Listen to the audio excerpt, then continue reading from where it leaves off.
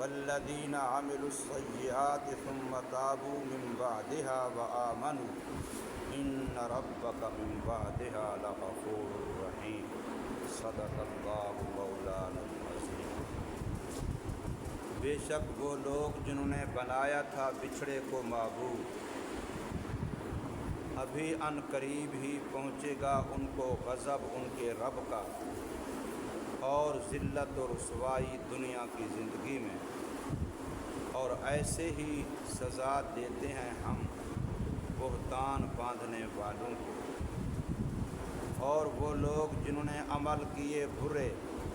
پھر توبہ کر لی ان کے بعد اور ایمان کو کامل کر لیا، بے شک آپ کا رب اس توبہ کے بعد بڑا بخشنے والا بڑا رحم کرنے والا ہے۔ سورہ الاعراف کی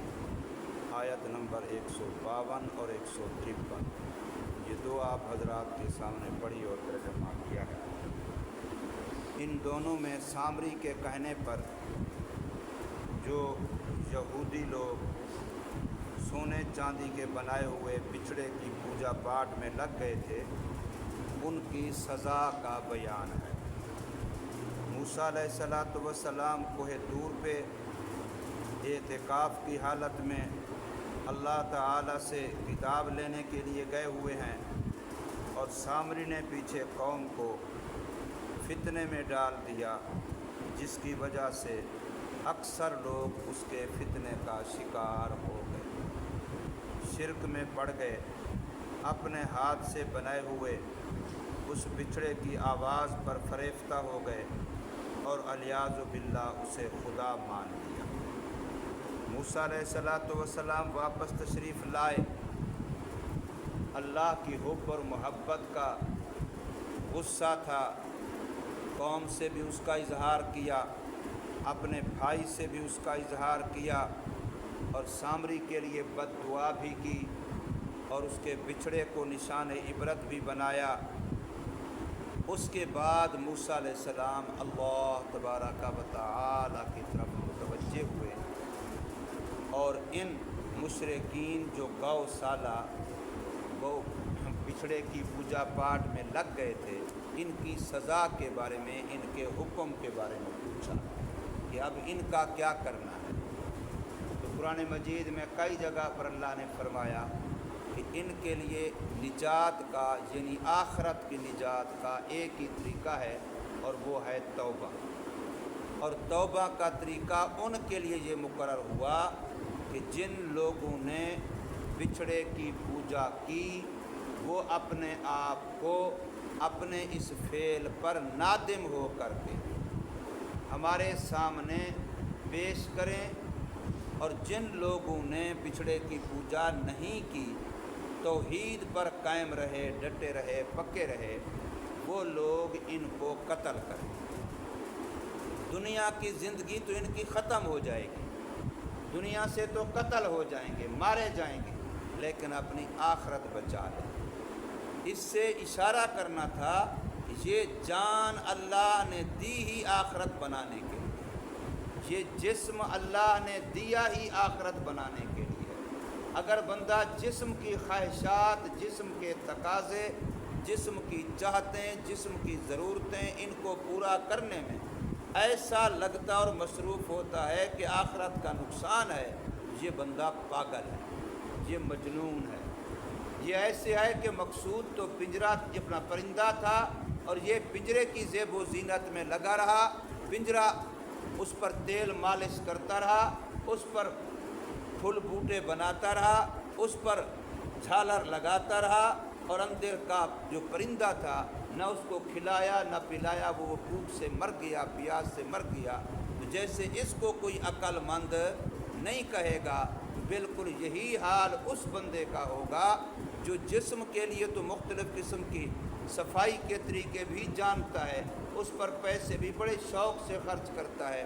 جسم کے لیے لباس کا انتظام بھی بڑا اچھا کرتا ہے، جسم کے لیے خوراک کا انتظام بڑا اچھا کرتا ہے، جسم کو سردی گرمی سے بچانے کا انتظام بھی کرتا ہے، اس کے لیے اے سی بھی چلتے ہیں، اس کے لیے فلاں خرچہ بھی ہوتا ہے، اس کے لیے اچھی سے اچھی سواریوں کا انتظام بھی ہوتا ہے، لیکن یہ اس پنجرے کے پیچھے لگا ہوا ہے، اور پنجرے کے اندر جو پرندہ ہے روح و ایمان اس سے بالکل غافل ہے۔ وہ مر گئے، ان کو کوئی خوراک نہیں فراہم کی، ان کا کوئی خیال نہیں کیا، تو روح مردہ ہو گیا، ایمان مردہ ہو گیا۔ تو اب یہ بندہ ایسا ہی پاگل ہے جیسے وہ پنجرے پرندے والا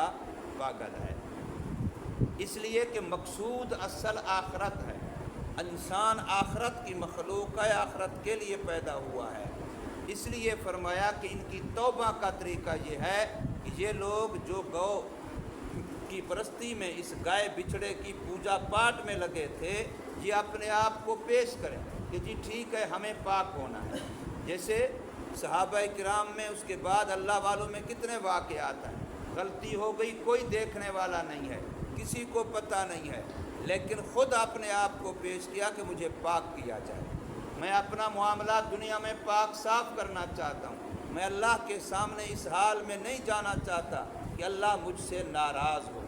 اللہ اور میرے درمیان گناہ حجاب اور رکاوٹ بنا ہوا ہو، میں گناہ کی گندگی، گناہ کی کالک، گناہ کی پلیدی یہ ساتھ لے کے قبر میں نہیں جانا چاہتا، مجھے دنیا ہی میں پاک کر دیجئے۔ جتنے حدود اللہ ہیں وہ اسی مقصد کے لیے ہیں، توبہ اسی مقصد کے لیے ہے، تجدید ایمان، تجدید اسلام اسی مقصد کے لیے ہے کہ اس سے انسان کے گناہوں کا معاملہ ختم ہو جاتا ہے اور انسان پاک صاف بن جاتا ہے۔ اب ان لوگوں نے ایسا اپنے آپ کو پیش کیا، جب پیش کیا چند ایک قتل ہوئے، ان کو کہیں گے شہید ہوئے، کیونکہ اللہ کے لیے انہوں نے خود اپنے آپ کو پیش کیا۔ چند ایک شہید ہوئے تو اللہ کی طرف سے حکم آیا کہ اب جتنے تیار تو ہیں لیکن ابھی شہید ہوئے نہیں، ان سب کی توبہ قبول ہے، ان کی شہید ہوئے بغیر ان کی توبہ قبول ہے۔ اس لیے کہا جاتا ہے اللہ آزماتا ہے لیکن امتحان لیتا نہیں ہے، بندہ اپنے آپ کو پیش کرے۔ ابراہیم علیہ السلام نے بیٹا پیش کر دیا تو اللہ نے امتحان کے لیے آزمایا تو ہے لیکن امتحان لیا نہیں، وہ بیٹا قربان ذبح ہوا نہیں ہے۔ اس لیے اللہ تبارک و تعالی نے ان کی توبہ کا یہ قانون بنایا، اور قوموں کے اندر، امتوں کے اندر مختلف طریقے تھے۔ سب سے آسان توبہ اللہ نے اس امت کو دی، سب سے آسان توبہ، اس سے آسان توبہ کا آپ تصور نہیں کر سکتے۔ کفر جیسا گناہ ہو، شرک جیسا گناہ ہو، قتل جیسا گناہ ہو، زنا جیسا گناہ ہو، کوئی بھی بڑے سے بڑا گناہ ہو، شرابی ہو، زانی ہو، کوئی ہو، اور کسی کو پتہ نہیں اللہ کے ساتھ اس کا معاملہ ہے، وہ اکیلے میں تنہائی میں صرف دل میں ندامت کرتا ہے اور اللہ سے وعدہ کرتا ہے یا اللہ یہ معاف کر دے، آئندہ نہیں کروں گا، یہ وعدہ کرتا ہے، سابق پر نادم ہوتا ہے، پشیمان ہوتا ہے، اللہ سے وعدہ کرتا ہے، اسی کا نام توبہ ہے، اور اللہ گناہ کو پکی بات ہے کہ معاف کر دے۔ پھر ایسا ہی اگر 1000 مرتبہ ہوتا رہے، پھر توبہ ٹوٹ جائے، پھر کرے، پھر ٹوٹ جائے، پھر کرے، تو اللہ کی رحمت کا دروازہ بند نہیں ہوتا جب تک کہ موت کا غرغرہ طاری نہ ہو جائے، جب روح کا نکلنا شروع نہ ہو جائے، اس کے پہلے توبہ کا دروازہ کھلا ہے۔ جو بھی بڑے سے بڑا گناہ گار، بڑے سے بڑا کافر، بڑے سے بڑا مشرک اللہ کی طرف رجوع کرے تو فرمایا میں ایسا پاک کر دیتا ہوں کہ گویا اس نے کبھی یہ جرم کیا ہی نہیں تھا، اور فرمایا میں اس بندے پر اپنے نیک بندے سے بھی زیادہ خوش ہوں، اپنے اس توبہ کر کے آنے والے پر میں زیادہ خوش ہوں۔ اس لیے کہا گیا ہے الا کلکم خطاؤون،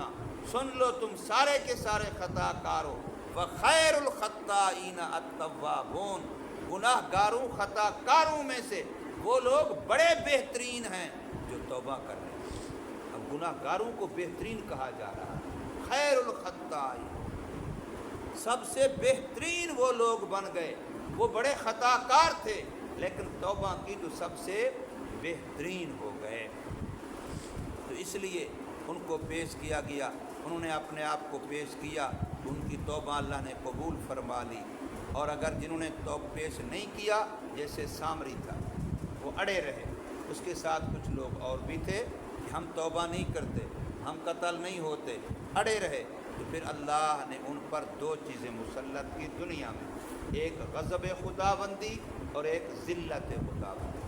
ایک ان پر اللہ کا قہر و غضب ہوا، اور دوسرا رسوائی ذلت ہمیشہ کے لیے ان کا مقدر بن گئی۔ یہ دنیا کا معاملہ تھا، آخرت میں ان کی پکڑ سزا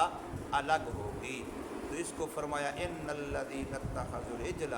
بے شک وہ لوگ جنہوں نے بنا لیا بچھڑے کو معبود، سینالہم غضب من ربہم وذلۃ فی الحیاۃ الدنیا، ان قریب ابھی ہی پہنچے گا ان کو غضب خداوندی اپنے ان کے رب کی طرف سے، اور ذلت و رسوائی دنیا کی زندگی میں۔ جو بندہ گناہوں بھری زندگی پر نادم نہیں ہوتا، بظاہر عیاشی کر رہا ہے، بڑے اللے ترلے ہیں، شراب و کباب ہے، زنا کی محفلیں ہیں، کھلے عام ڈیرے ہیں، اور اس پر سارا کچھ بدماشیاں، بے غیرتیاں، بے حیائیاں، گناہ برائیاں ہو رہی ہیں،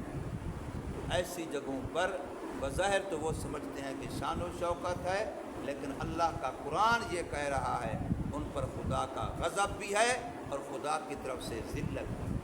کسی اللہ کے نیک بندے کے دل میں ان کی کوئی وقت و عظمت نہیں۔ عزت وہی ہوتی ہے جو اللہ کے ہاں ہو اور ایمان والوں کے ہاں ہو۔ فَإِنَّ الْعِزَّةَ لِلَّهِ جَمِيعًا، عزت کے سارے خزانے میرے اللہ کے پاس ہیں۔ عزت اللہ کے لیے ہے اور ایمان والوں کے لیے قرآن مجید کہہ رہا ہے۔ اس لیے عزت وہ ہے جو ایمان والوں کے دل میں، نیک لوگوں کے دل میں وقعت ہو، اہمیت و عظمت ہو۔ اگر نیک لوگوں کے دل میں اس کی کوئی عظمت و وقعت نہیں ہے تو پھر چاہے شیطان ہزاروں اس کے آگے پیچھے نعرے لگاتے پھریں زندہ باد کے، وہ عزت نہیں ہے۔ تو فرمایا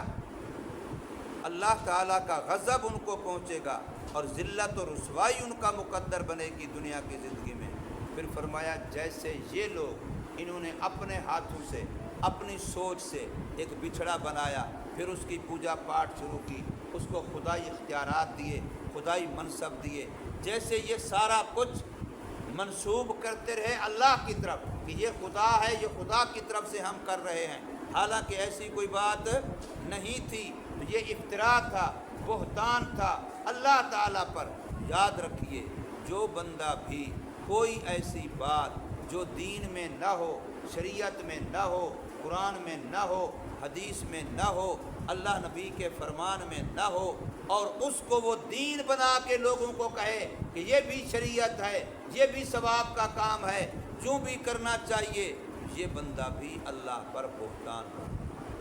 جتنے بدعتی ہیں یہ سارے اللہ پر بہتان باندھتے ہیں، اس لیے کہ وہ ہر بدعت کو جو غیر دین ہے اس کو دین بنا کے لوگوں کے سامنے پیش کرتے ہیں، حالانکہ وہ اللہ کی طرف سے دین نہیں ہوتا۔ اسی طریقے سے رسمیں ہیں، رواجات ہیں، یہ سارے کے ساری ان کو اگر بندہ سمجھے تو ان میں کوئی حرج نہیں ہے، اس پر بھی خدا رسول کی رضا ہے، اس پر بھی شریعت کی کوئی نقیر نہیں ہے، یہ بھی شریعت میں داخل ہیں۔ اگر کوئی ایسا خیال کرے یہ بھی بہتان باندھ رہا ہے اللہ پر۔ اور اللہ پاک قرآن میں یہ کہہ رہے ہیں کہ جیسے ہم نے ان بچھڑے کے پجاریوں کو ان پر غضب خداوندی اور ذلت مسلط کی، تو قیامت تک جو لوگ بھی ایسے اللہ پر دین کے حوالے سے من گھڑت باتیں پیش کر کے خدا کی طرف منسوب کریں گے کہ یہ بھی دین ہے، تو اللہ فرماتے ہیں ان پر بھی ہماری طرف سے یہی غضب خداوندی اور ذلت مسلط ہوگی، ان کا مقدر بنے گی۔ وَكَذَلِكَ نَجْزِي الْمُفْتَرِينَ، اس میں علماء نے تفسیروں بڑی وضاحت کے ساتھ لکھا ہے کہ جتنے بدعت پرست ہیں اور غیر دین کو بیچارے رواجوں کو، رسموں کو اپنی طرف سے بنائی ہوئی پتہ نہیں کتنی باتیں ہیں، ان کا دین سے کوئی واسطہ اور تعلق